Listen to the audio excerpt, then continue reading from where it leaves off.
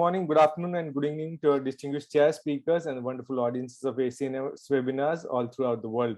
We are back again with another session of educational webinars just for you. The first speaker for today is our honored guest from China, Professor Xiangyu Wang. Professor Wang is the chairman, professor, and chief of division of neurosurgery at the first affiliated hospital of Jinan University, China. He is an active undergraduate and postgraduate surgical education and specialist training in neurosurgery and the director of Jinan University Training Center for Neurosurgical Fellows and the member of the Chinese Board of Neurosurgical Society. He is also the chairman of the Neurosurgical Division of the Medical Education Society of Guangdong.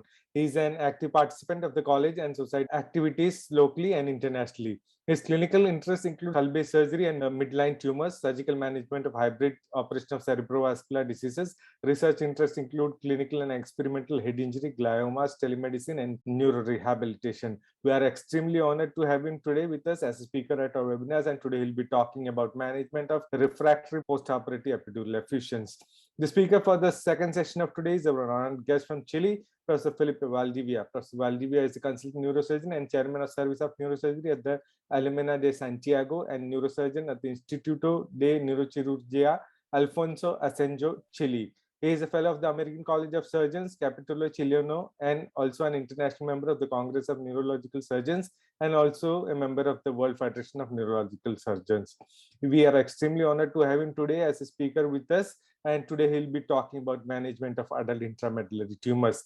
The chair for the first session of today is our honored guest from Kenya, Professor Mahmoud Qureshi. Professor Qureshi is a consultant neurosurgeon at the University of Kenya and is the president of the Continental Association of African Neurological Surgeons. He is the chairman, Neurological Society of Kenya, and treasurer of the Kenyan Society of Epilepsy, secretary of the African Federation of Neurosurgical Societies, and the second vice president, Continental Association of African Neurosurgical Societies. He is instrumental in conducting various workshops and conferences for the benefit of the young neurosurgeons in his country. We are extremely thankful to him for accepting our invitation to chair this session of Professor Xiangyu Wang.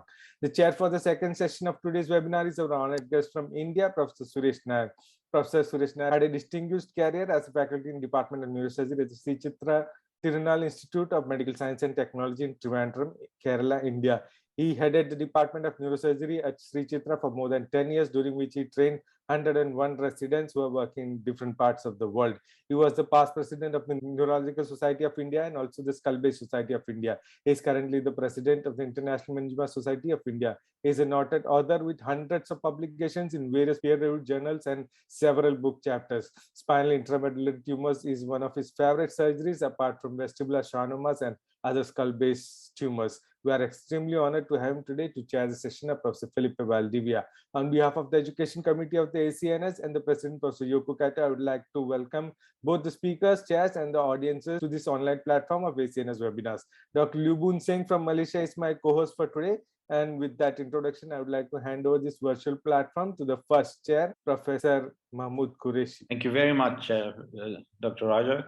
It's a pleasure again to join such a August gathering of academicians and trainees and people interested in furthering themselves in the knowledge of the neurosciences.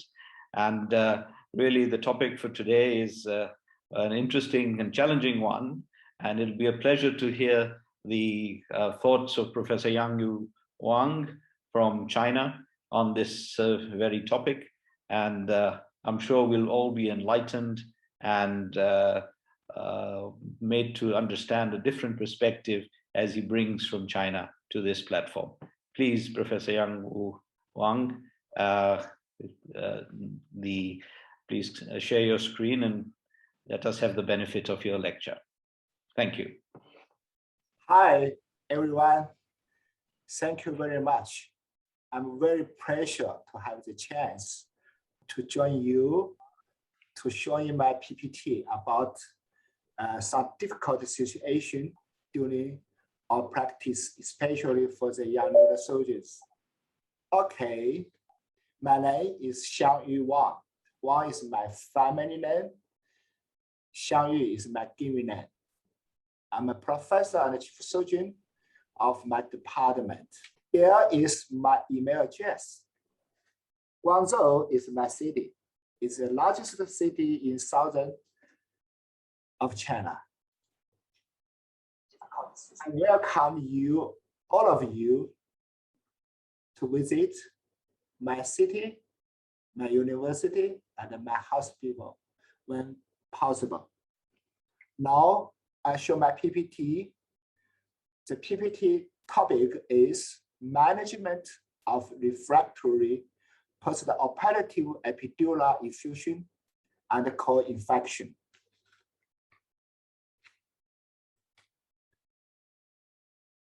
Post-operative epidural effusion has its own unique background. One, the incidence rate report varies from 12% to 24%. It easily gives rise to incisional site rupture and incisional site infection and extension of intracranial infection. Third, it leads to delay healing of disease and seriously affect the results of patients. Here is a case of operation of cerebral hemisphere. You can see epidural effusion here on the patient's left temporal area. Here is a protrusion. You can see the cyst in the temporal and the frontal area, and also this. And you can find this patient has a hydrocephalus. Here is the second cerebellar hemisphere operation with a post-operative epidural effusion. You can see a cyst here and the skin, subarachnoid area bumps, and you can also see some infectious area in the skin. I think the primary cause of epidural effusion, one, improper dural repair during operation, that due to not tight suture without leakage. Two, the second, increased intracranial pressure persists for a long time after operation, and it drives CSF extravasation. These two very important factors. And I also list introducing and aggravating factors. One, subdural drainage tube. You see the picture. This is a subdural drainage tube. After you take it off, here is the hole and the CSF from subdural space get into epidural space. Second, here also show the epidural drainage tube. Usually, doctors like to use negative pressure for the drainage. And when pressing, time is too long, the small hole in the suture line are not easy to heal and forming the passageway of leakage. Third is excessive epidural residue space. You can see the picture. Here is the tension suture of the dura. And this is a curve about the bone flap. So here is the epidural space. If we relax suture with the dura and tip the dura with the bone, the space disappears. The fourth, improper usage of artificial material. This case is a patient after operation using artificial dura and artificial bone because the artificial material has a poor granulation growth because of delayed tissue adhesion. the fifth, kept upon lecture suturing. Some doctors would like to suture the cap upon lecture or maybe excessive needle spacing when high pressure on the scalp is sustained. That will lead to rupture of wound of the suture removal. Here is the disaster result for the patients. Sixth is the scalp bed sore. You can see the case mentioned above. Now, post-operative bed position, especially after posterior fossa surgery, will induce the infection.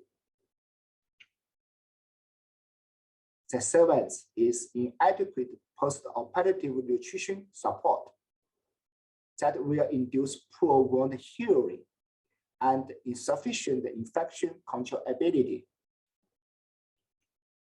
So, have a conclusion about the factors mentioned above. The consequences of post-operative epidural infusion. First, subcutaneous infusion and local discomfort, especially for the patients awakening. 2, fever and headache. Infusion sac fluid with oozing blood will induce aseptic inflammation and meningeal irritation sign. Third, the disaster result is CSF leakage and infection because CSF and polynucleate leukocytes will release some protein to anticoagulation, anti-healing that will induce the disaster result. I'll show you the cases. Case 1, 50-year-old woman, sudden subarachnoid hemorrhage and with an aneurysm. She received the operation of aneurysm clipping and decompression in another hospital and using suture-free artificial dura for repair. After the operation, the consciousness recovered after operation, but subcutaneous effusion appeared gradually in the operative area. And at the hospital, doctor did subcutaneous aspiration and non-persistent enduring drainage, but they are ineffective. They are also hydrocephalus. When she admitted to my hospital, no infection was found in the local incision and in the subarachnoid space. You can see the case mentioned above. My treatment ideas and strategies including 3 steps. Step 1 is a temporary conservative treatment. Lumbar puncture was performed to determine intraocular pressure and to check cerebrospinal fluid dynamic examination, and got the sample for CSF test.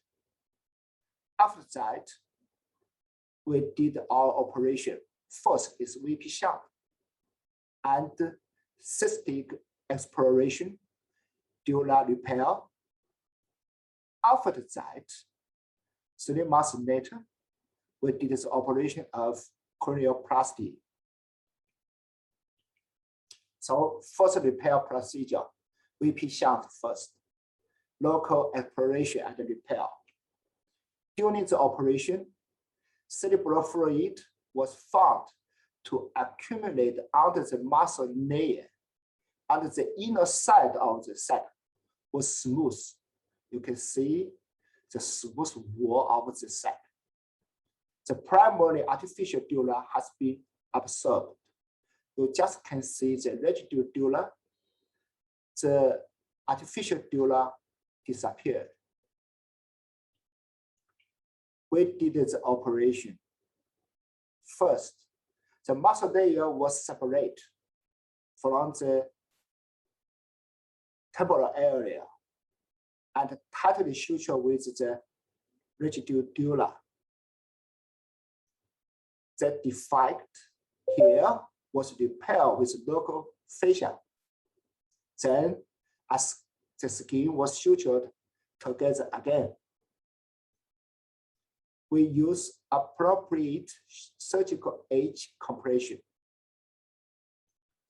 3 months later, we did a second repair procedure, cranioplasty. Now, you can see the results here before my operation.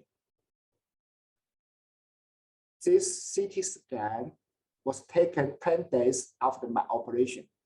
You can see the temporal muscle here with edema. 3 months later, he come back again for cranioplasty. You can see this hydrocephalus get a recovery. And here is a deep depression of the skin. We did cranioplasty and the patient got a good result.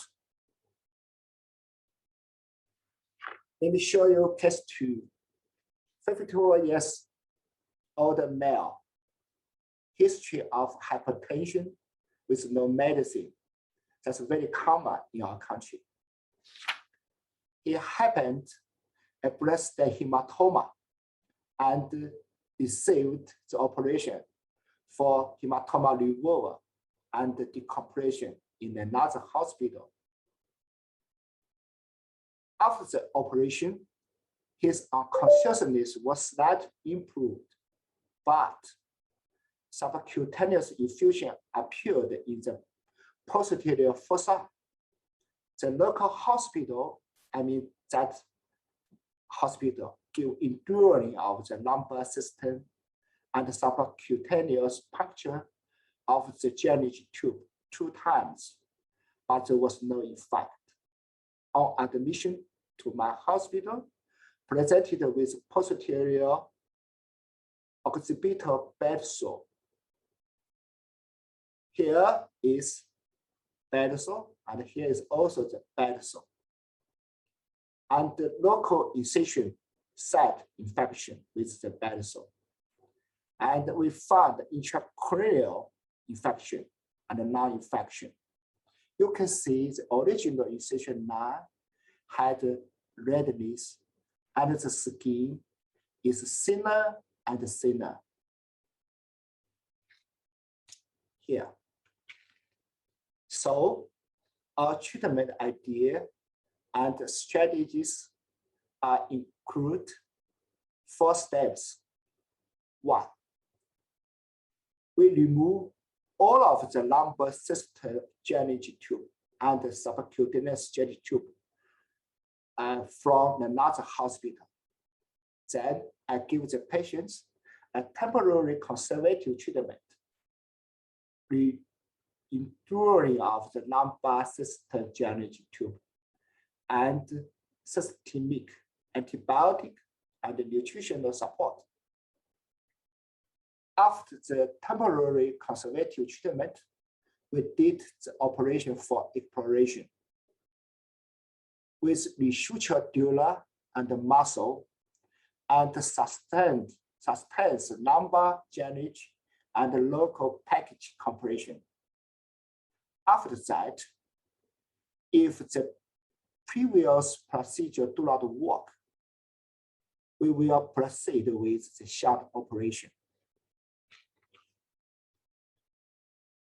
You can see the picture showing our operation just by The first step opening the original incision. Bone wax and thread remains in this field. And there are many disgranulation around the incision. And the artificial dura disappeared. And you can also see the smooth cyst wall is formed around the incision inside. I drew the diagram of the previous bone flap here. This is the bone window of first operation. During my operation, I have done a thorough debridement. Then we can clearly see the occipital bone, the longitudinal, the cerebellar, and the brainstem. And I found both sides of the incision wall is thick for me to take some material for repairment. Then I did a separation on the red line. Both sides I take.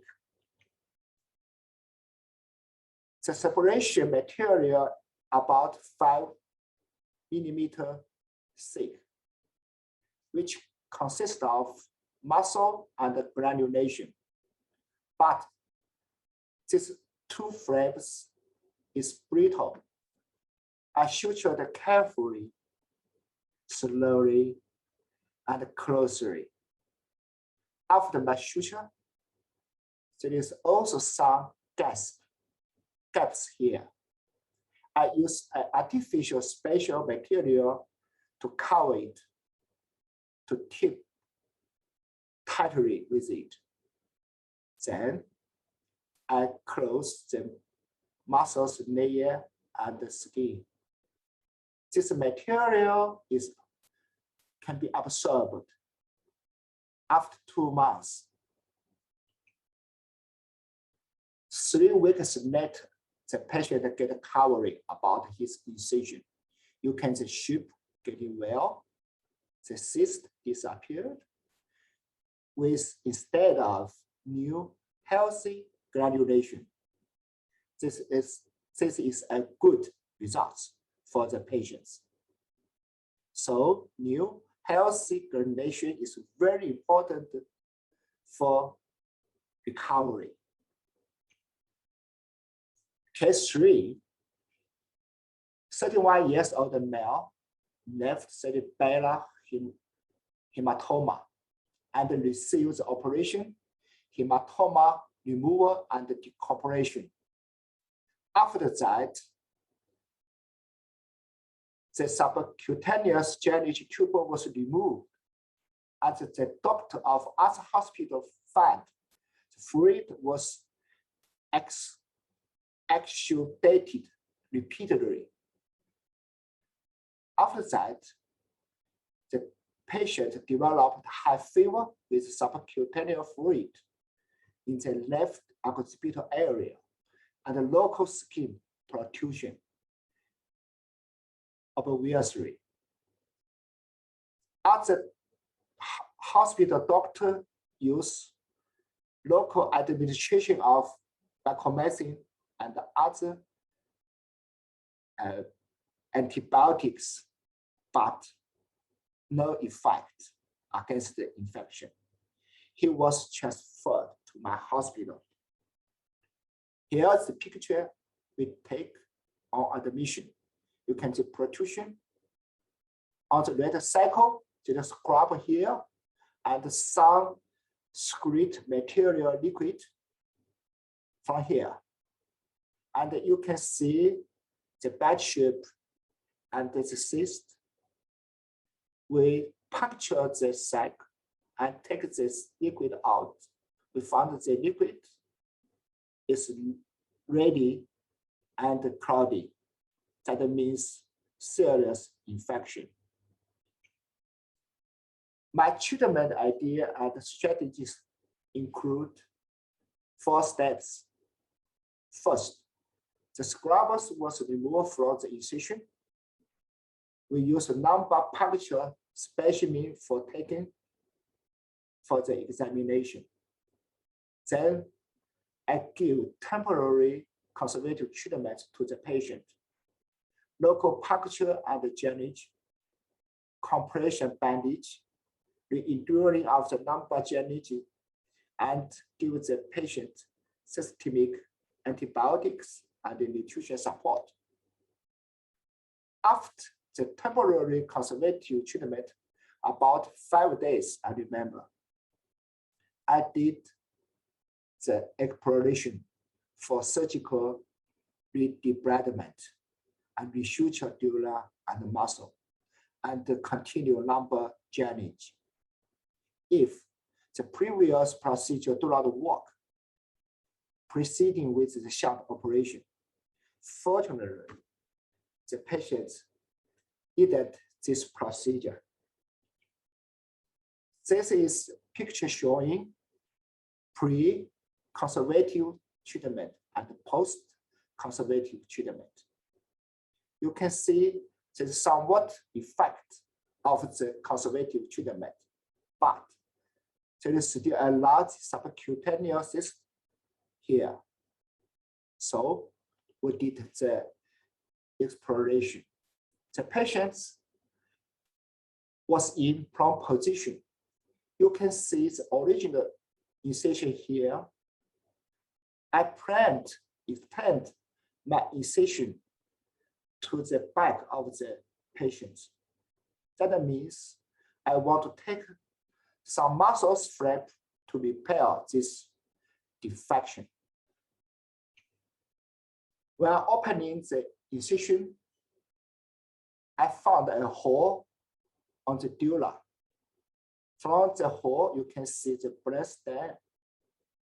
I take a piece of muscle around structure to put and insert into the hole like a cork, I mean bottle stopper, like a bottle stopper.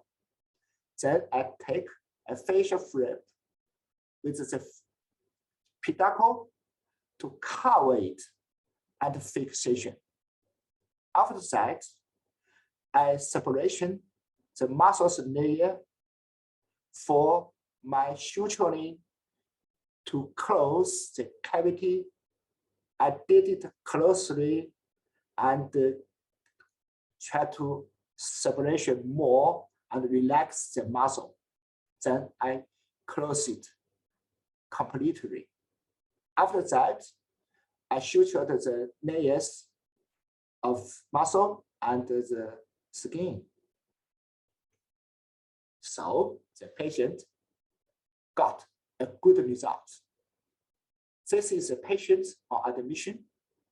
You can see the protrusion, the cyst in the suboccipital area and the high level of neck.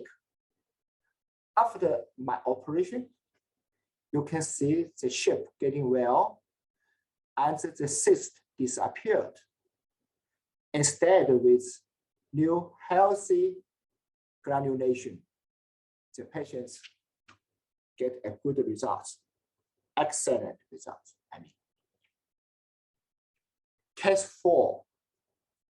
Here is a 34-year-old male, has a diagnosis with acoustic neuroma here. He got the operation for removal of acoustic neuroma. After the surgery, subcutaneous effusion and repeat cerebrospinal fluid leakage and intracranial infection occurred at the incisional site, and the continuous drainage of the sac and the lumbar system drainage was carried out for nearly 1 month, but was ineffective. The patient was transferred to my hospital. Here is the CT scan took on the admission day. We can find here the cyst Here's the cyst, but the muscle atrophy happened here. We cannot find the muscles. Where is the muscle? Disappeared, maybe atrophy. And you can see the cyst communicate with subarachnoid space. Here is the tumor location. After tumor removal, the cysts communicate with each other. So my treatment idea and strategy also include 4 steps. Step 1, antibiotics and the nutrition support. Removal of the original drainage tube from other hospital and press drainage tube outside of the lumbar system, not from the local area. Then we did the imaging to find the local cyst, the extension of fluid accumulation, and the local muscle condition. After that, I did the operation for exploration. The original incision was explored, and the CSF leakage repair was performed with trapezius pedicle flap transplantation. And I also continue my lumbar drainage for the patients. After that, the lumbar drainage was maintained for 7 to 10 days and continue to antibiotics and the nutrition support. If the previous procedure do not work, proceed with the short operation.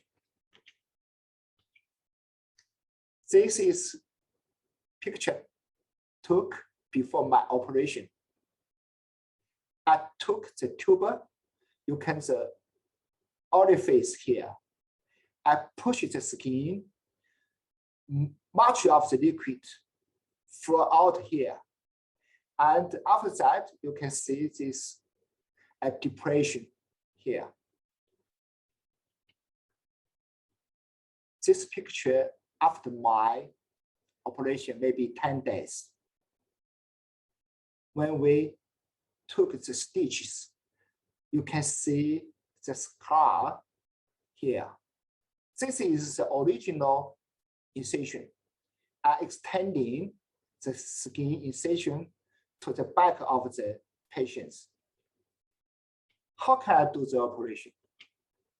First, I open the original incision, found a big cavity with liquid. The muscle was in atrophy. The residual dura here, but I cannot find the artificial dura. And we can find the many cavities and communicate here to the subarachnoid space. When I finished my debridement, I extending the skin incision, take the muscle flap from the back with a pedicle here. Then I put this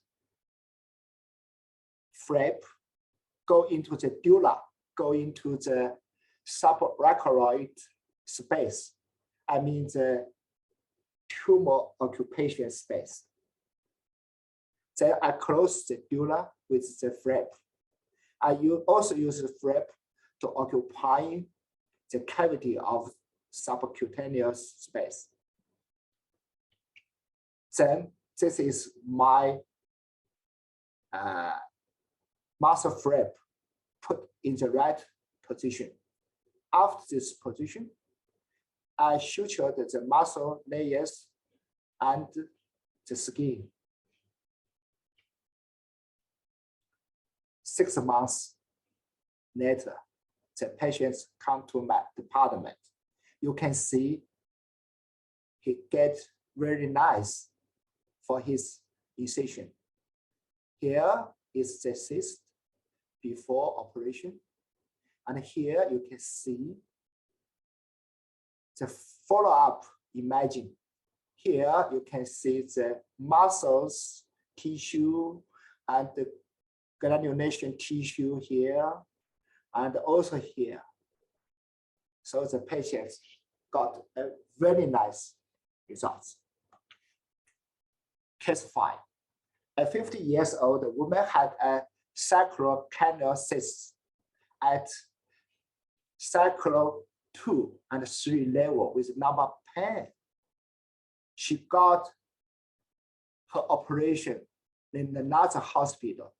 After the operation, clear fluid exudation could be seen at the incisional site on the lower back of the patient.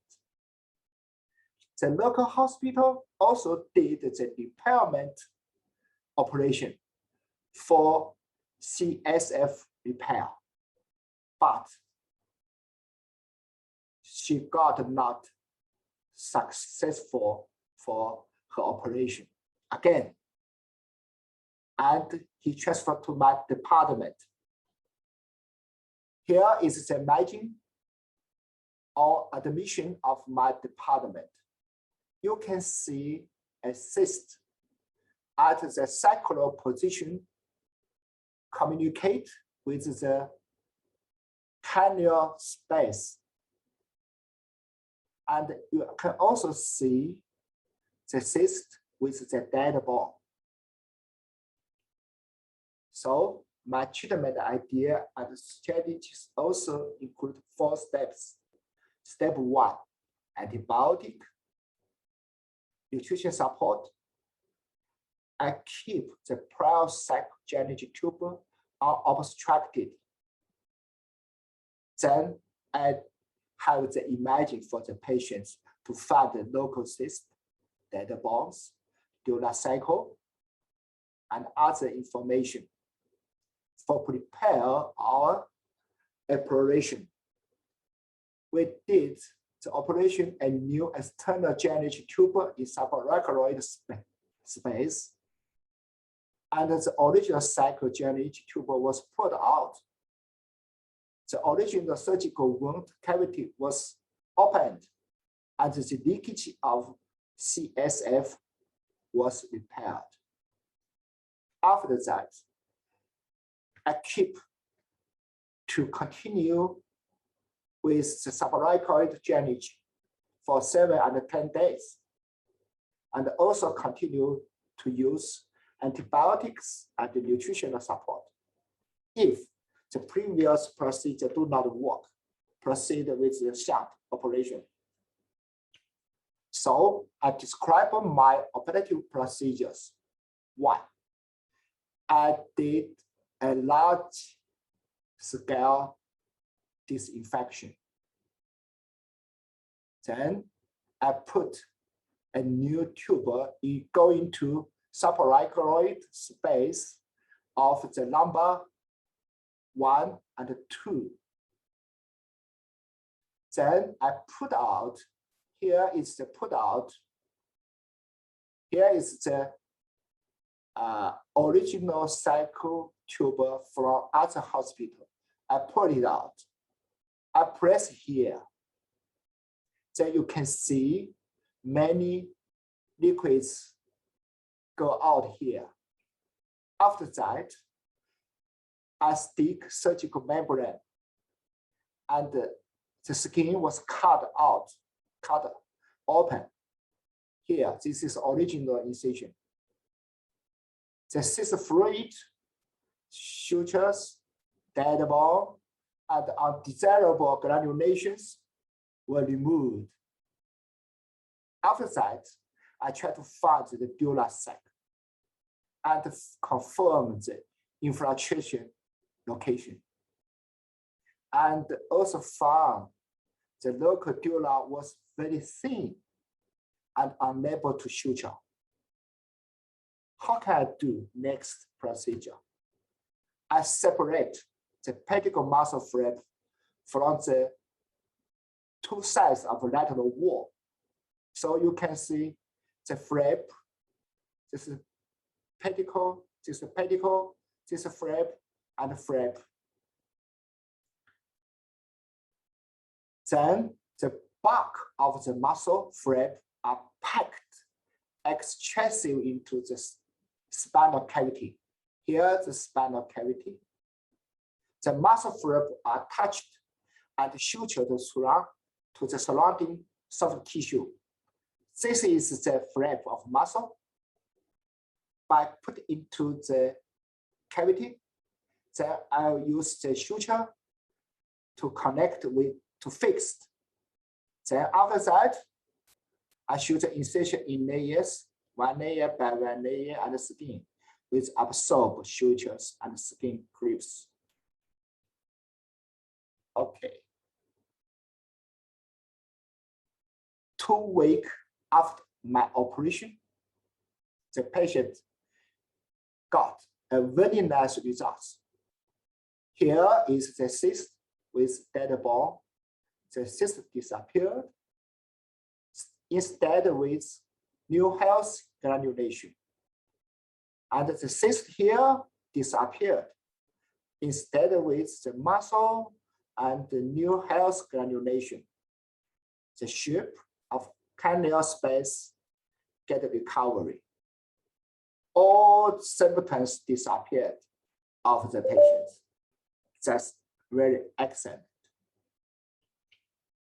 So I have a conclusion for my efforts for the patients. Treatment of refractory epidural effusion combined with infection. I conclude 3 key points. 1, for CSF. Drain the CSF by another means, and be sure not to allow it to immerse the wound. Don't let the CSF immerse the wound again. Second, the operation. Thorough debridement. Take all of that terrible things like unhealthy granulation, sutures, infection material like dead ball, like that. Then you suture the wound using absorbed suture without any artificial material, and using autogenous tissue like muscle, like fascia, to be a particle or membrane to stuff, to repel, to suture. Of the medicine, we use antibiotics because of infection, and using nutritional support for the incision healing. Control the blood sugar, control intraocular pressure. That means not let the high intraocular pressure drive the CSF go into the new incision site. So at the end, I had a theoretical points, ensuring no re-emission of cerebrospinal fluid to the repaired connective tissue layers by resuturing with no artificial materials that result into new healthy granulation.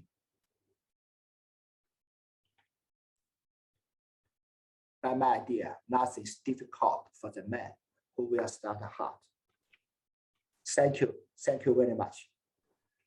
Thank you very much, Dr. Qureshi. Thank you very much for that excellent and elaborate illustration of a very unique and difficult problem, which you have thought about very, very intensely and devised your approaches to deal with it. I think congratulations on an excellent lecture.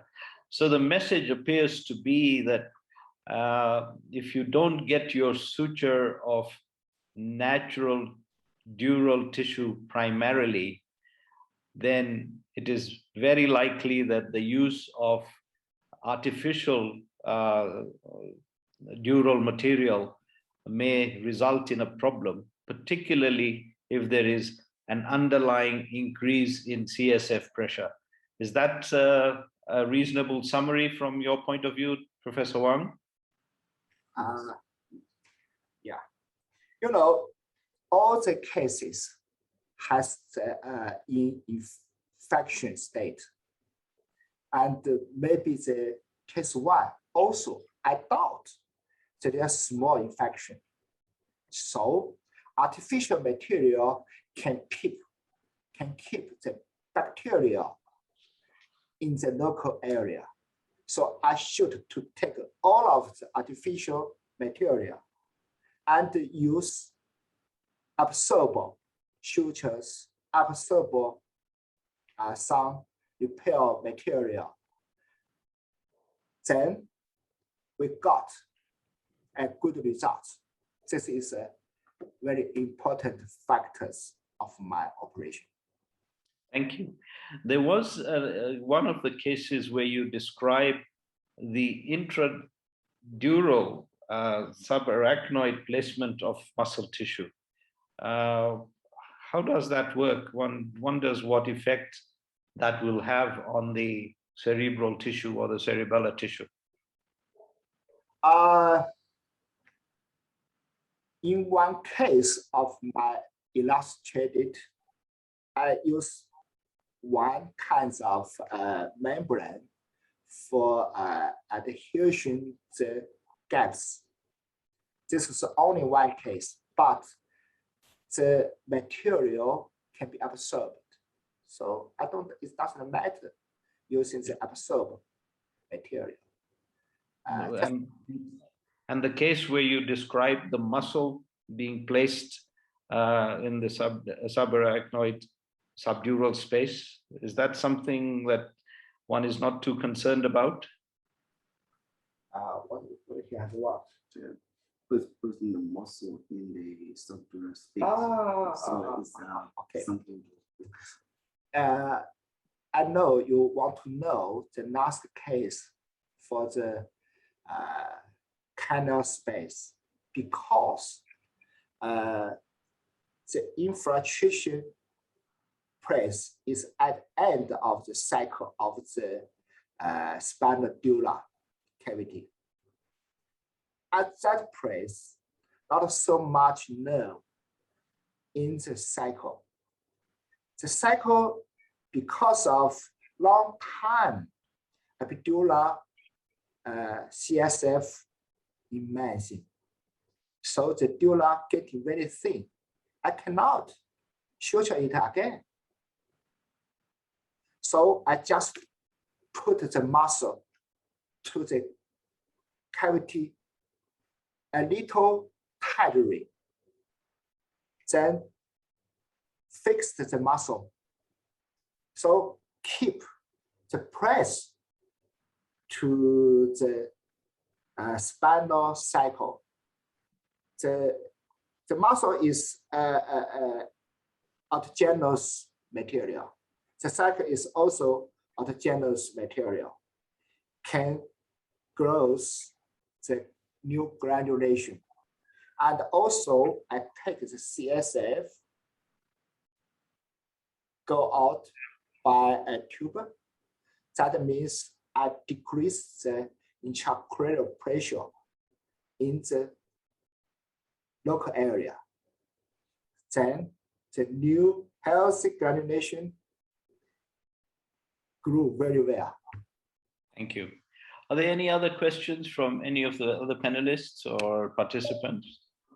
Yeah, I would like to ask a question to Professor Wang, is that in all your cases, one of the common factors was a very small craniotomy. So if I would like to suggest, one of the reasons could be the small craniotomy, which was causing the venous congestion and impairing the CSF absorption. That could be one of the possible reasons, if I could suggest. What do you think about this? Yeah, I guess what the meaning of the question. Venous congestion is a a problem after the operation, especially with a long time of brain edema like that.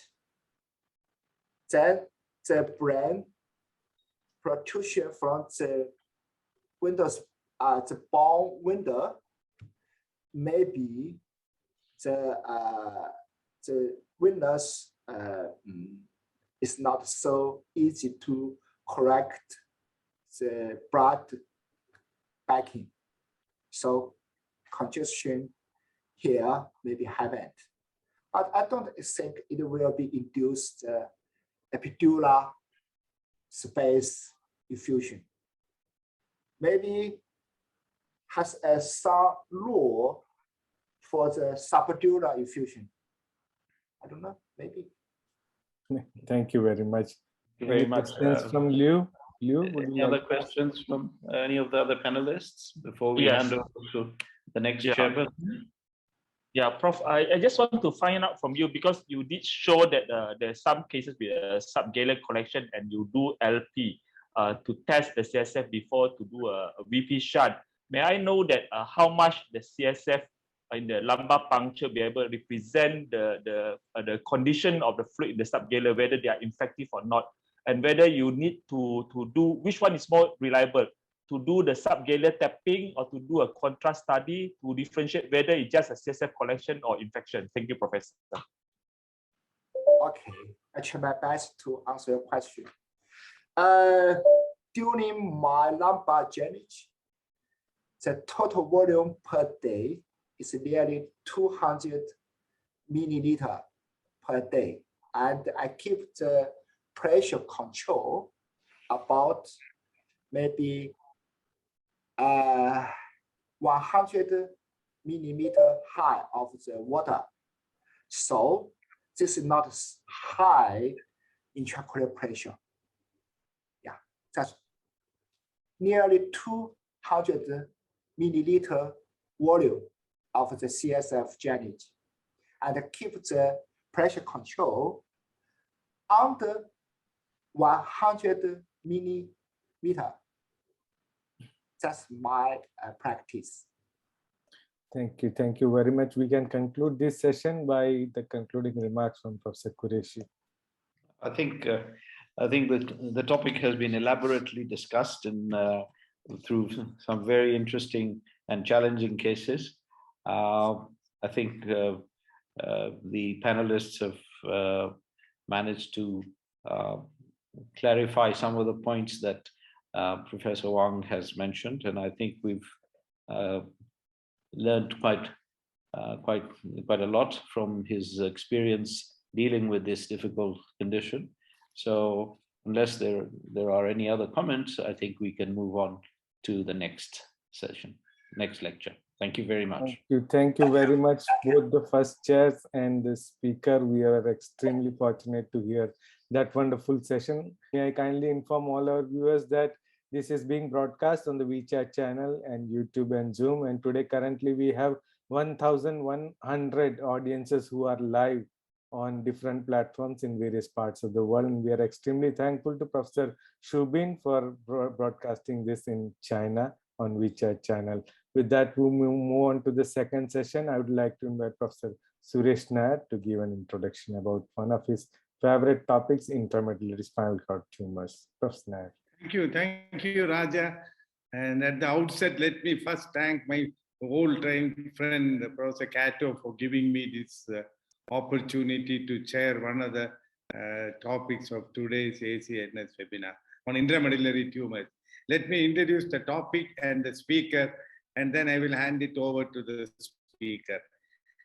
First, let me tell you, intramedullary tumors have very low incidence rates, while majority of tumors such as ependymoma and hemangioblastoma, which exhibits a clear surgical plane of dissection, are amenable to complete resection. More infiltrative tumors like astrocytoma, which does not have such plane of dissection, are impossible for curative surgery and may require some form of adjuvant radiotherapy and chemotherapy, the efficacy and safety of which are not well agreed upon.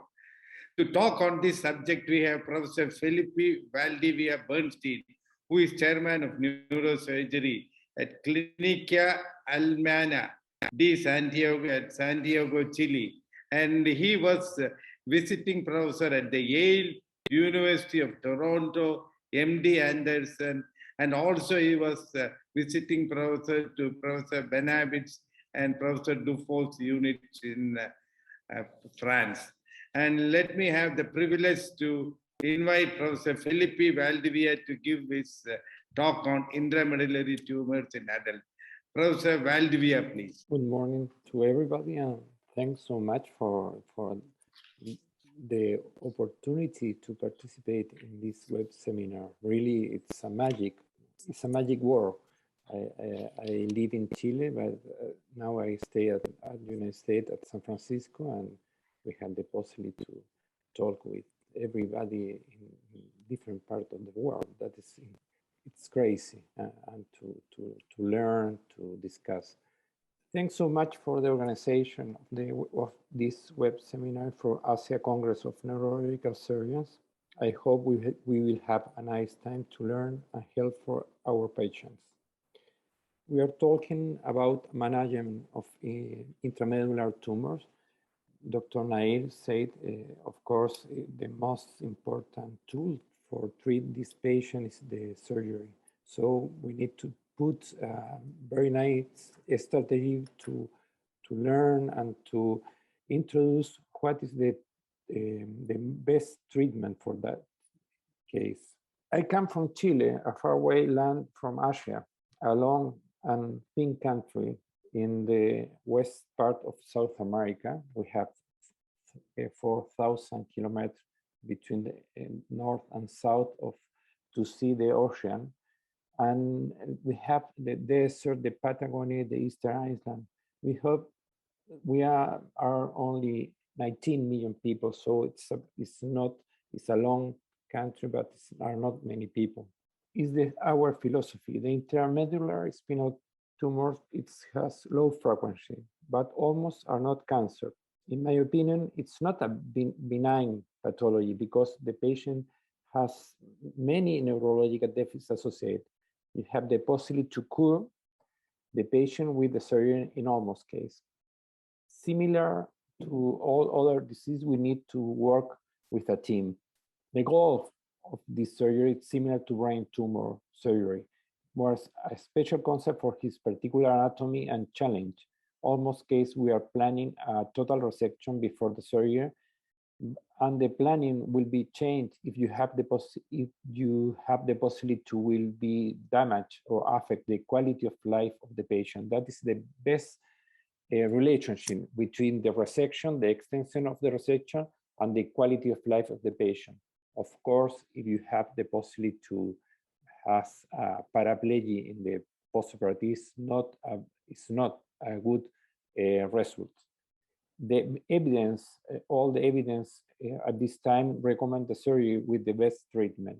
It's very limited to use the stereotactic radiotherapy or the fractional radiotherapy or some type of chemotherapy are not the situation normally.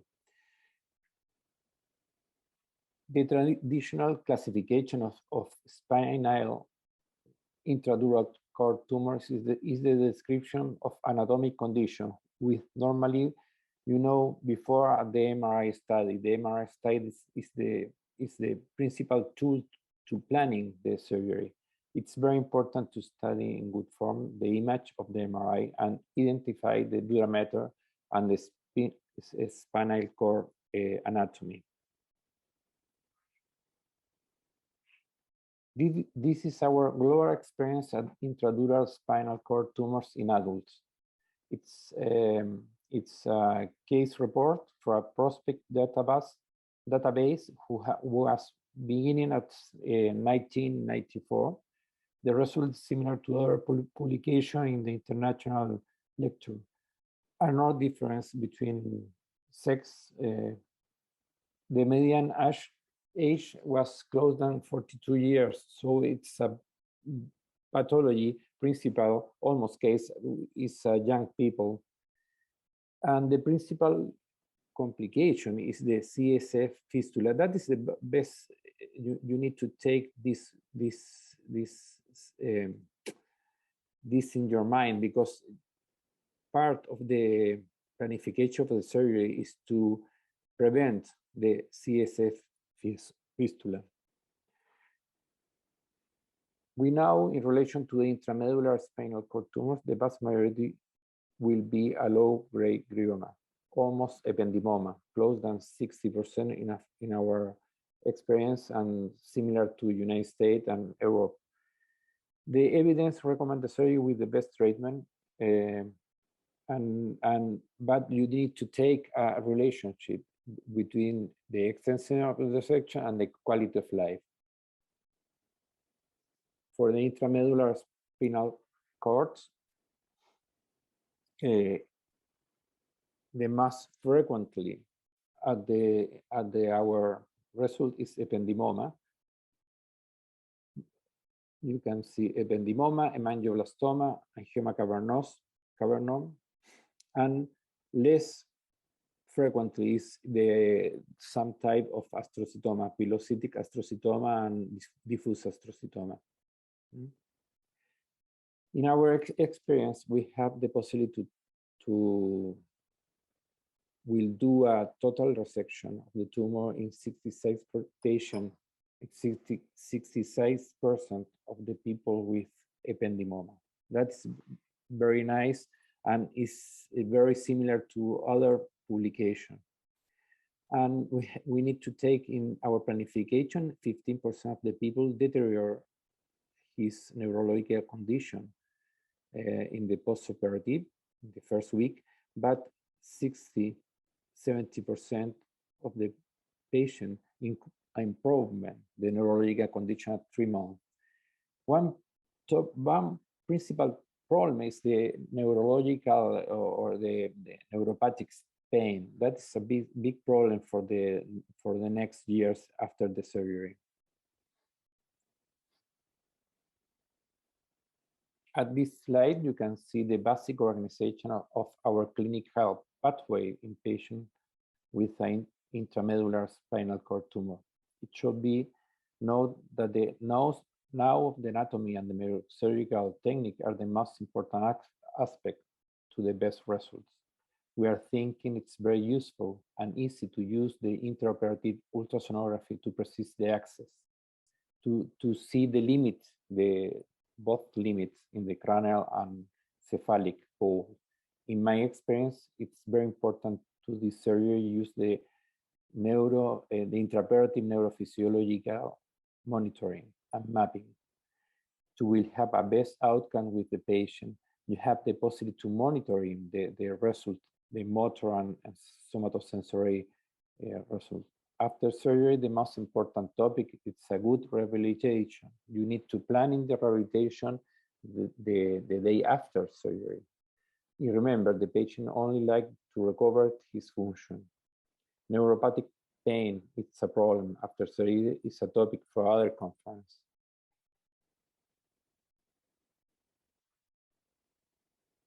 The most common intramedullary tumor at adults is the ependymoma. And the last WHO classification defined three types different. It's very important to remember that, because this month will be published the new 5th edition of WHO classification of brain tumor and spinal cord tumor, and will be a new history for that. But for the spine, you see this is the 4th edition in 2017 classification, and we have the classic ependymoma, very strong relation with the some type of mutation of NF2. And you have the myxopapillary, it's a very special ependymoma, no intramedullary, is in caudequina, and so the ependymoma is on a deletion of the CQ. So this ependymoma is completely different from other ependymomas. Other completely different history. Is other disease. That's very important to know. We say the ependymoma is the most common. Normally, it's a solid intratracheal tumor at the cervical level, normally with a syringomyelia. When I was training in France, they said me the most important aspect is to find the syringomyelia, but not almost has a syringomyelia, but in this you can see in this case a solid tumor, a centric tumor in the spinal cord, cervical spinal cord, but you don't see any syringomyelia, and also it's a ependymoma, so it's not a pathognomonic condition. At our series, 15% of the people with ependymoma has a hemorrhage. In a little percent has a acute problem, so it has a acute problem with the hemorrhage, and it's beginning the history with in hour or a day some neurological deteriorate.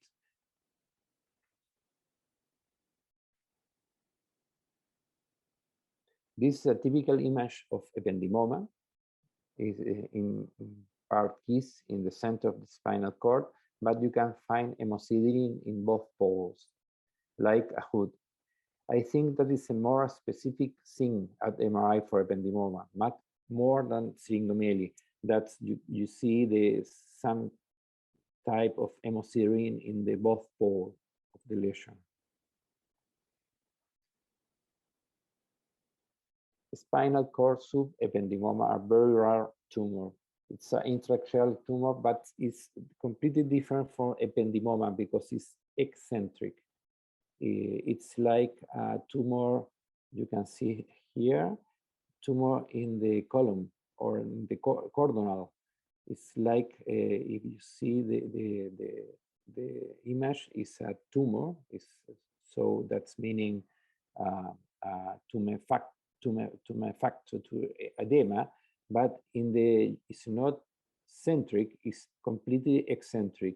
That's very typical, it's very rare, but the MRI, it's very, very typical.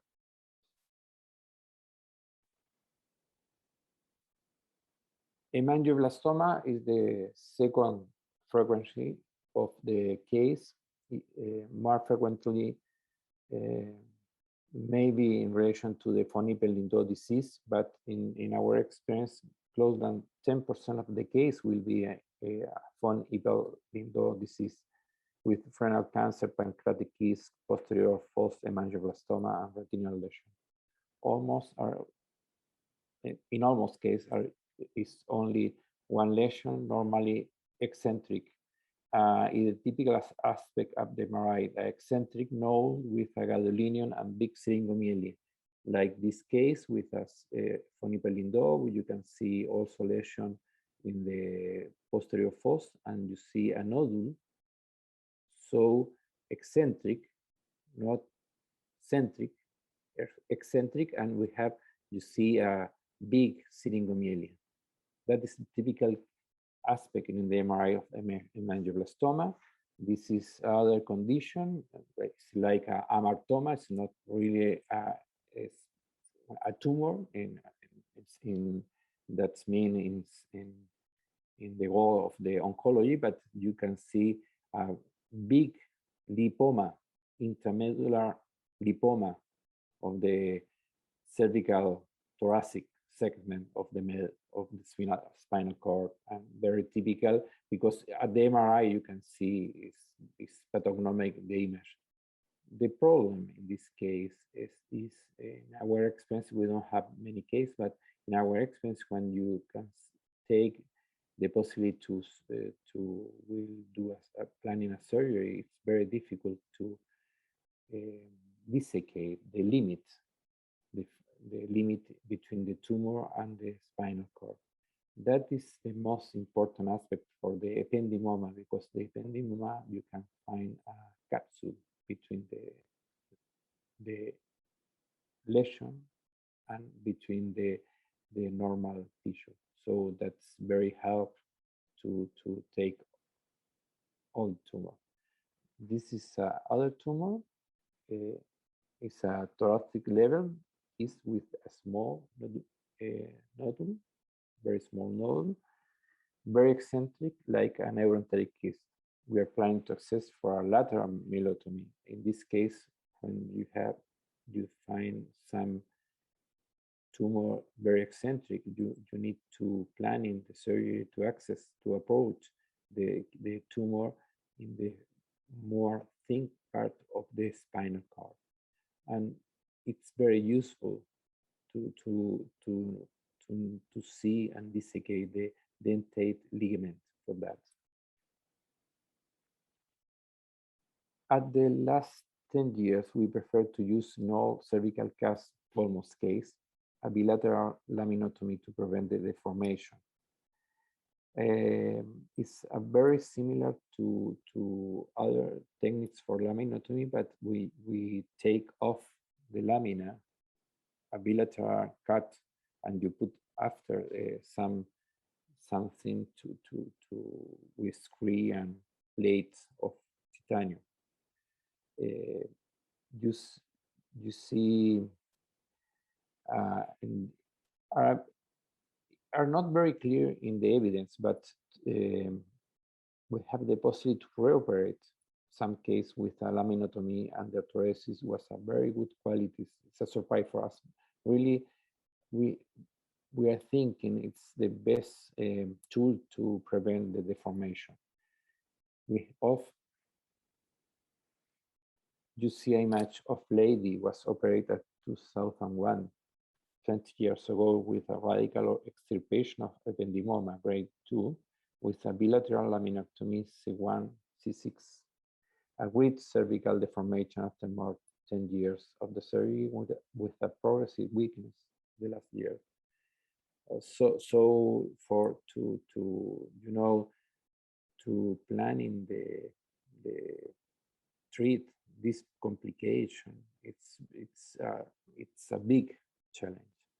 So the prevention of that, I think, is the most important aspect. To planning the surgery, you need to know the anatomy of the spinal cord, the relationship between the column, the cordon, the tract, the vascular supply, etc., like the brain's microsurgery. One principal topic is you understand, the spinal vascular is in the face of the spinal cord. You can see and the tract, the cortical spinal tract in the lateral cordon or column. That's very important. And normally we open the spinal cord like a book between the medial line. So we have the possibility to sacrifice to trauma the posterior cordon. So maybe the neuropathic pain in the post-operative, that's explained for that. We have problem with the anatomy of the dura mater, of the meninge of the spinal cord, because we have a structural problem. A structural problem because in the spine dura mater is only have a one inner layer. So you have the possibility to find a very thin dura mater, very and not good quality. So that is a structural problem that explains why the CSF fistula is the principal problem for the surgery. It's very that is a very nice, very nice publication in 2015 to put in the center the different approach for the spinal cord tumor. One is centric, like ependymoma, or eccentric, like hemangioma, cavernoma. Because it's very important to planning. Why is the axis, the approach? If we use the line, the medial line, if we use a direct approach and to open and dissecate before the ligament dent. That's very important.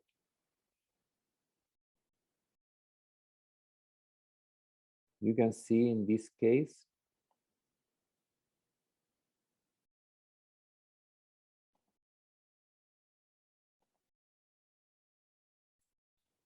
you can see when you open the meninge will do the myelotomy in the median line. You can to open. We take many carefully to no damage of the masses of the spine to enter the medial posterior line, a subperiosteal dissection of the masses. I prefer to open the myelotomy at the central part of the tumor before the cephalic and caudal portion. If you find a large syringomelia, we prefer to open at the portion with a syringomelia before. So we use very careful dissection, and the most important aspect to syringomelia, you can find a different color between the tumor, and you can find a capsule to difference the tumor with the normal tissue.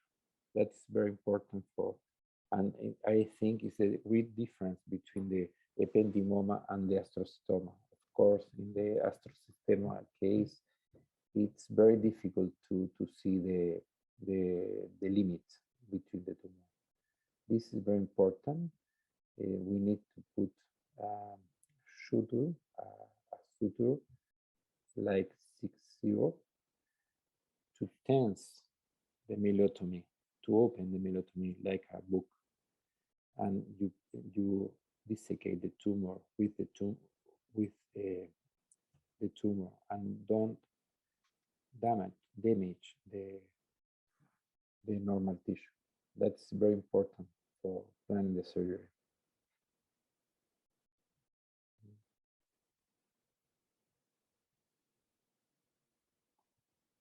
After that, you will do to dissecate the pole. You can difference between the tumor and the normal tissue, and you take the cortical, the pole, and you take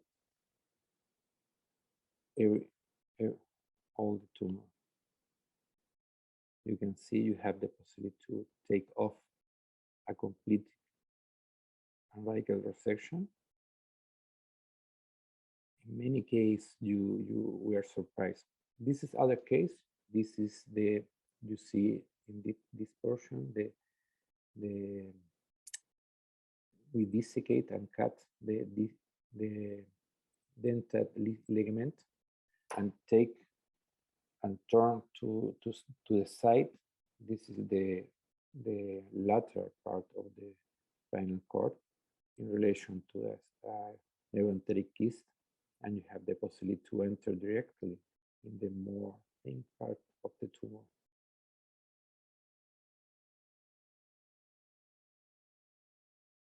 And after that, you have the possibility to dissecate the capsule of this tumor.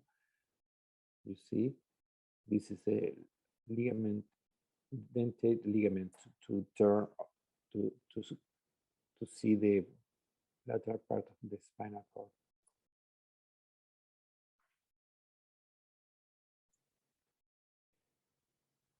We need to put attention for close the dura mater. At this time, we need to develop techniques to prevent the CSF fistula. It's very useful to use 4-0, 5-0, not rosary suture, and careful in relation to the characteristic of the needle. In my opinion, we use a vascular suture like Ethylone Duracell 50, and use in all cases a microscope to did a very close suture. You can see the dura mater of the spine is very thin. It's not very quality of it's completely different from the dura mater in relation to the convexity of the brain. We use this technique in the last 10 years, and we have the possibility to reduce the CSF fistula in the post-operative.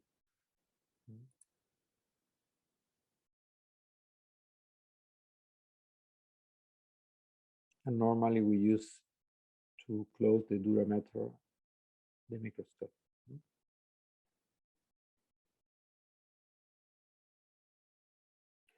So it's this is the presentation. It's very condensed, but really thanks so much for I appreciate the opportunity to learn, to discuss this topic with everybody.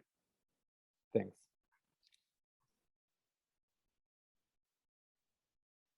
Thank you very much, Professor Valdivia. It was a great lecture. You taught us most of the technical aspects about intramedullary tumor. You started saying that unlike the cranial counterparts, many of the spinal tumors, they are not as cancerous as their cranial counterparts, but they are not benign because they produce neurological deficits. And you stressed the importance of team approach, especially the cooperation among neurosurgeons with neurophysiologists for monitoring and neuro-rehabilitatory people for post-operative rehabilitation. And your series 112 cases each about extramedullary, intramedullary. You stressed that CSF fistula is a complication which you had in 3.7%. And your cases, you had mostly ependymoma 63, hemangioblastoma 13, and then astrocytoma only 9. You told also about 66% of ependymoma you could do total excision. And also you told about the mutations in these tumors, and you told that ependymoma, they have NF2 mutation as opposed to subependymoma, where they have 6q deletions. You told us very clearly about the prevention of deformity by doing a laminotomy rather than laminectomy. Hello? Yes, I hear. I can hear you. Yeah, you can hear me, no? Yes. Yes. And you told how to open the spinal cord like a book. You told the various corridors, medial, posterior, lateral, pile-based corridors, and you told how to dissect the tumor beautifully. And also you told that these patients, one should do proper dural closure to prevent fistula. And some of the questions which I have is, do you use regularly intraoperative neuromonitoring? Which is advised now because now because of medical legal implications, many people tell that we have to use it if we have, and if we don't have, even people tell that to send patients to places where they have this facility. How about your center in Santiago? Do you use it regularly, like motor evoked potential, D-wave, and also somatosensory potential? And some people even started using spinal cord mapping. Do you use any of these and your experiences, please, Professor? Thanks for the question. I think you need to put in your mind your goal for the surgery. It's not only surgery. You need to put in your mind for the patient. The patient needs to take off completely the tumor without problem. That is a fantasy in some case, but that is the most important aspect. The intraoperative neurophysiological monitoring we use in Santiago. We are working 2 centers, but we have the possibility to work in Neurosurgical Institute, the National Center for the neurosurgical pathology in our country. It's a public academic center. We use the monitoring, but the monitoring is monitoring. So I think the most important aspect is to learn, the surgeons learn. It's not the technology, it's your communication with the other professional. That is the most important aspect. Normally we use somatosensory and motor evocate potential. We use electromyography continuous, and in Clinical Alemana and Neurosurgical Institute, we have a very nice professional to that. It's not very common in our country because there are not many neurologists who integrate with us. But we have a very nice team for we did. But we are planning in the last year to stimulate the spinal cord. Really, it's very interesting, but it's not like the brain. We don't have the possibility to stimulate really the track. Okay. We don't have we use, but it's not a regular. Yeah. And also we are planning to develop the delta or other, but at this time we use motor evocate, somatosensory evocate, electromyography, and I learned the most important aspect is the communication between the surgical team and the neurophysiology team, because it's monitoring, it's only monitoring. So you need to hear the neurophysiology and say, oh, be careful, we have problem. The most typical alteration of the intraoperative neurophysiologic monitoring is in relation to some anesthesiology problem when the pressure was low. That is very typical. So you need to work all together in a team with the anesthesiologist, the neurophysiologist. It's not if you have, maybe you have the best technology, but if you don't have very good communication, it's not very good result. Thank you, doctor, for that comments. And unfortunately, this monitoring can predict, but it cannot prevent the neurological deterioration. And also, correctly, you told the communication is more important. The wrong monitoring is worse than no monitoring. And my next question to you is, how about adjuvant therapy for those tumors where you are not able to resect totally? And what do you suggest? You give radiation or you give chemotherapy, and your comments on that? We use adjuvant in anaplastic ependymoma, we use when you don't have the possibility to take off completely the tumor, we analyze the possibility to reoperate, to observe the evolution. And we have 2 or 3 cases when we use radiotherapy, fractionated radiotherapy. The evidence for radiotherapy in the ependymoma, it's not very clear. It's possible to use, it's a standard therapy, but the result after years, because the oncology story of the intramedullary ependymoma, it's a tumor who you will have in the last many years. So you have the possibility to take some problem 10 years after. The chemotherapy for the ependymoma, I think we don't have a nice history for that. It's like the ependymoma in the posterior fossa in the pediatric group.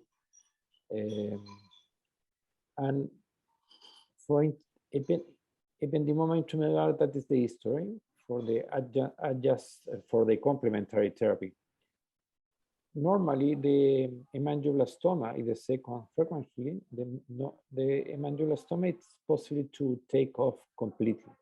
The problem is the group with phony pelindo problem. It's other history. And the group of diffuse astrocytoma or pilocytic astrocytoma really is a big challenge because you can find in that group, this conference is in adults, but in the pediatric group, normally we use for the pilocytic astrocytoma, we use chemotherapy.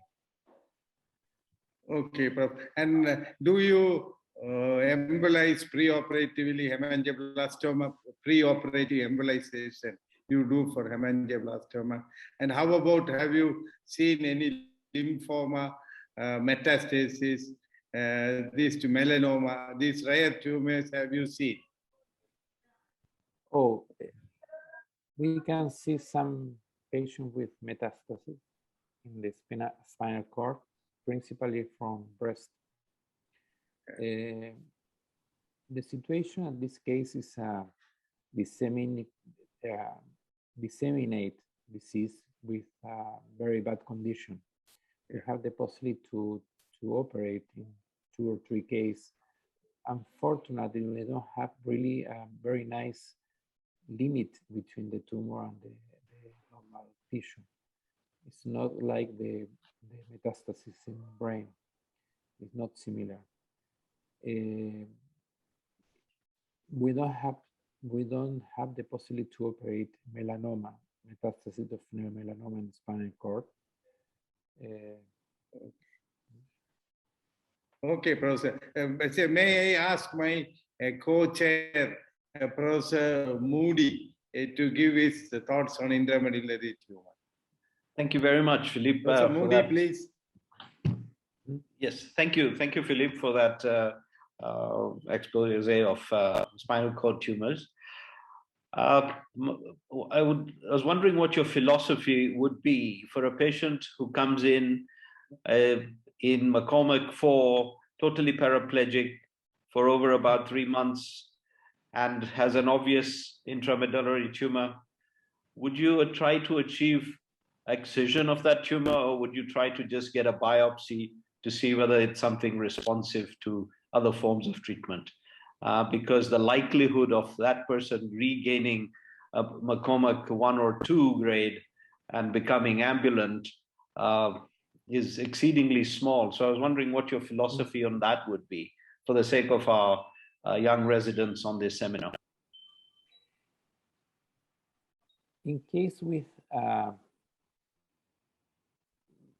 worse neurological condition like paraplegia with many days and a big tumor, if you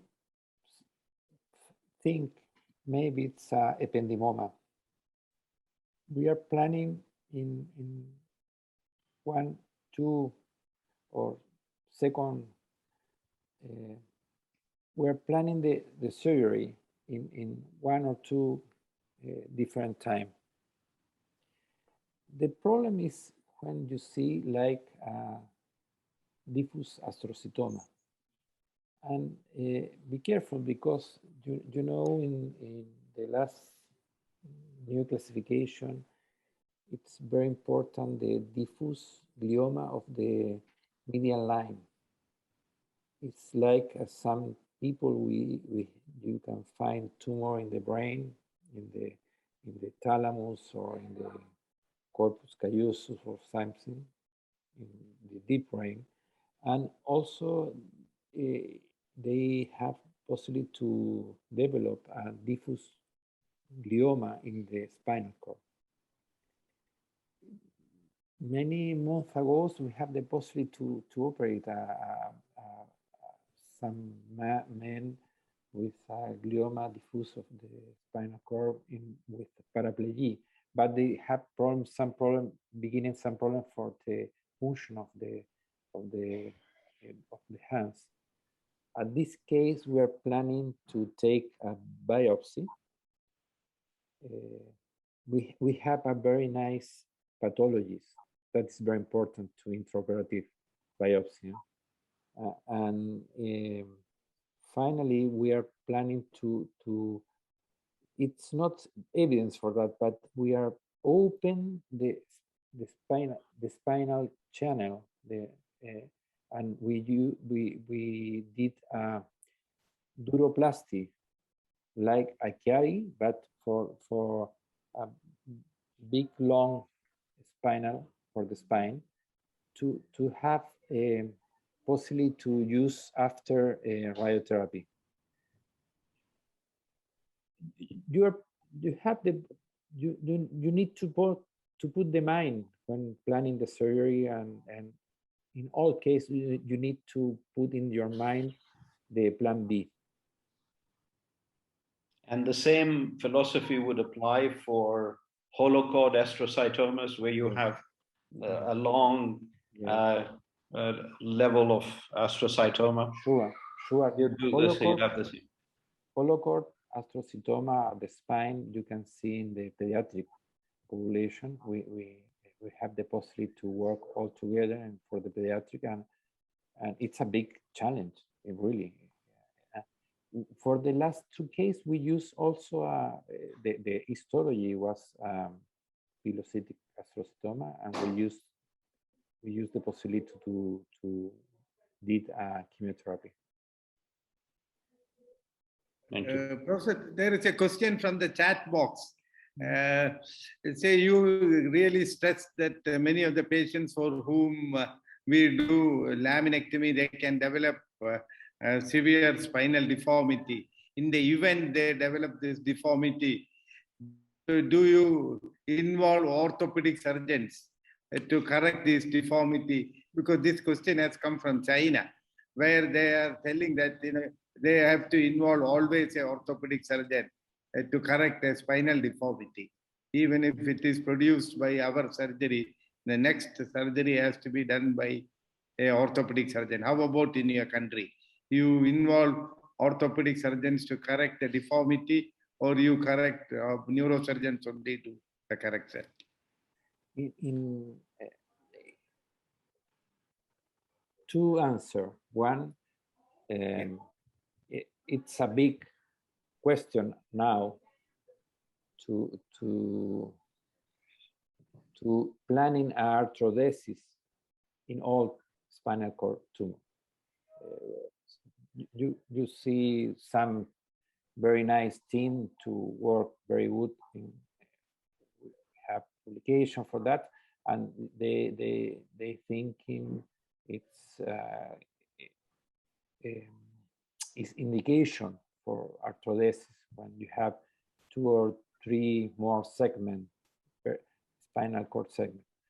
But the evidence is not very clear. It's not very clear, and in this scenario, we have in many cases problem to see a very good quality of MRI in the postoperative.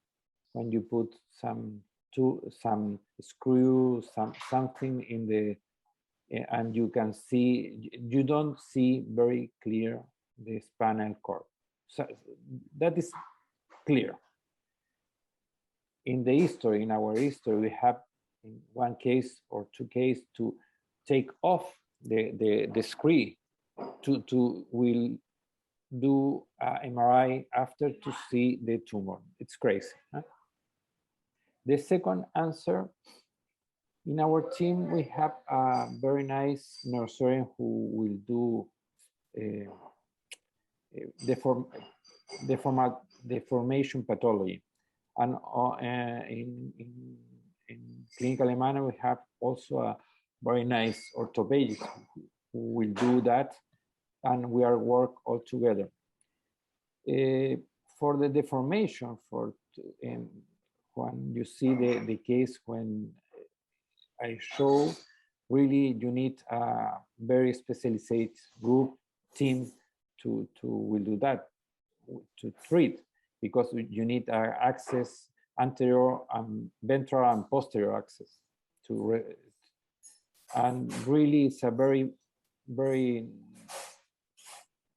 challenge to take a very good result. Finally, I think in your mind you need to put when you did arthrodesis with a screw or something, your limit will be for the MRI image, and it's a big problem when you need to control the patient for the next 10 or 20 years. Thank you. And is there any other questions from anybody? You would like to share a quick question? Yeah, thanks, Raja. Thanks, Professor. Thanks, Professor Phillips, for a very nice presentation. Professor, I just want to find out from you regarding ependymoma, intramedullary ependymoma, compared to glioma, low-grade glioma. How do you explain to your patient, whether you explain differently in terms of ability to remove in total, and secondly about the neurological outcome, and do you actually need to use ultrasound to see the degree of excision? Thank you, Professor. Okay, for the ultrasound we use a normal case. We use to, when finish the open, before to open the dura mater, to see the lesion in the both poles of the lesion. That's very important because when they planning the surgery, normally you use the syringomegaly to open to exit the CSF and to treat the edema. That is very important. We use, when we take we operate, and we use for the finish. We are in our mind. We use the ultrasonography to see some image, interpretive image with no residual tumor, but it's very difficult. In this situation, I think it's not very useful.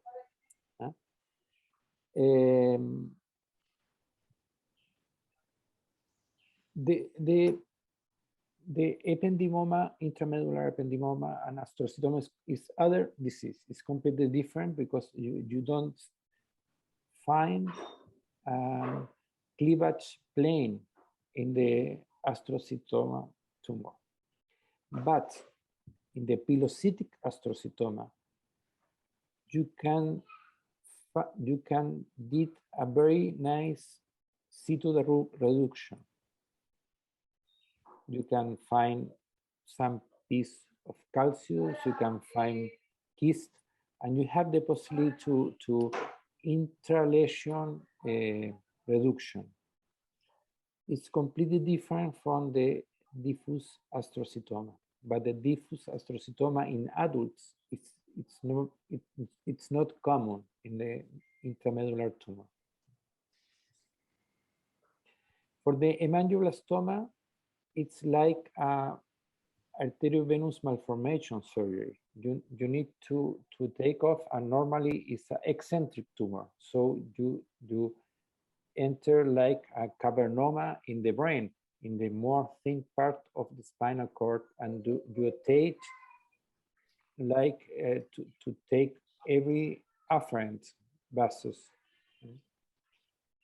Thank you very much. We have Professor Jiang Wang who has raised his hand. Yes, Professor Wang. Yeah, question. Thank you, Professor, give us so nice presentation. I also do the operation of intramedullary of spinal cord, especially for the epidemoma. Some cases I meet is a large volume of the epidemoma, and the surrounding normal spinal tissue getting very thinner, like I said. After my operation, I check MR, maybe 2 or 3 months later, I found the shape or the going down has a very serious deformation because of the spinal cord adhesive to the dura, so serious, and the patient's sensation problem getting better, getting worse and worse after the operation. My question is, when you meet this problem, do you want to do the second operation for separate the adhesion again?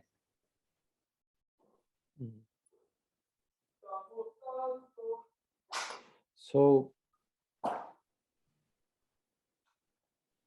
I understand the question is in relation when you don't have the possibility to take off the tumor, and if you have a second operation, if you I mean, you can find the deformation of the spinal cord with touch to the dura of your incision. I think this may be a form, an angle maybe. And I found the sensation problem getting worse and worse. So do I or do we need to operation again for the separate the adhesion between the dura and the spinal cord? So that case is not the best case really, and normally we are in our surgery for to close the dura mater. We have very careful to use only autologous insert. We don't use any artificial. And when reoperate the case, we don't find a very adhesitis or fibrosis between the dura and the spinal cord. But in the last 20 years, we close when open the spinal cord like a book, when before to close the dura mater, we close this open. That is very important. And we have very careful not damage the arachnoid plan. And so you put the arachnoid between the dura mater and the spinal cord. We have very nice experience in relation to the spine dystrophic problem. We have many people with some dystrophic problem, open or closed here, and that is a big challenge because you can find the tissue, the dura mater, the roots, the something, the lipoma, but for the spinal cord tumor, we don't have a big problem for that, but if you need to prevent, it's very important to, in neurosurgery, it's very important to learn the anatomy is the best condition to know, and you close in the same anatomy when you open. That's very important. Thank you very much. You're welcome. You're welcome. We can hear the concluding Thanks for remarks your from question. Professor Suresh Nair. Okay, so what an excellent comment Professor gave in the end. Actually, spinal cord, which we open like a book, has to be closed back. Always I put pile sutures back and close the open cord. Then I close the arachnoid. It's very important that otherwise the cord will come and adhere to the dura, which is very difficult. And later to go in again, it's very difficult. So it has to be closed. Pia has to be closed. Arachnoid has to be closed. And of course, dura has to be closed. And before I conclude, I always tell that there are so many mimickers of spinal cord tumor, which can mimic like a spinal cord tumor. And the neurosurgeon should not go with, should not be like, have Maslow's hammer. Maslow is a carpenter who sees everything around him as a nail. So neurosurgeons should not have that mentality that many a time, not many a time, sometimes, whatever you see inside the cord may not be a tumor. And which are these conditions? These are inflammatory lesions.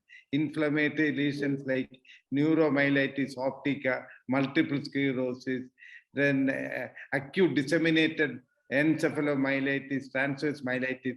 These things can give sometimes a short segment or long segment, longitudinally extensive lesion, which may mimic like a tumor. Many a time they can have cord expansion also. So always history is important.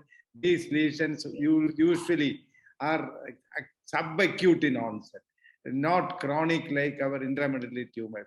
So neurosurgeons should be wary of this thing. And I also have burned my finger because neurologists only will refer telling that this is a tumor, and ultimately it turns out to be an inflammatory pathology.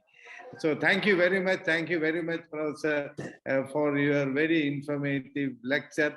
Thank you, Professor Wang, Professor Moody, and all my other colleagues, Boone and Raja, for this wonderful webinar. And we will come back and meet sometime in some meetings in person. And otherwise, again, we will continue this type of ACNS webinar. Thank you very much. Thank you very much. It was indeed a great honor to have you today, Professor. And with that, I would like to wind this up officially on behalf of the Education Committee of the ACNS and the President, Professor Yoko Kaito. I would like to sincerely thank both the speakers of today, Professor Xiang Yu Wang and Professor Felipe Valdivia, and chairs, Professor Moody Qureshi and Professor Suresh Nair, for the time and support for the ACNS webinars. A special thanks to our main mentor from China, Professor Shubin, for broadcasting this onto WeChat in his country. And today we have more than 1,100 audiences all around the world on different streaming platforms. There is special thanks to my co-host, Dr. Liu Boon Seng, for coming in today. With that, I would like to wind this up session. So until we all meet on next Saturday, it is bye-bye from everybody. Thank you, everybody, for joining. Bye-bye.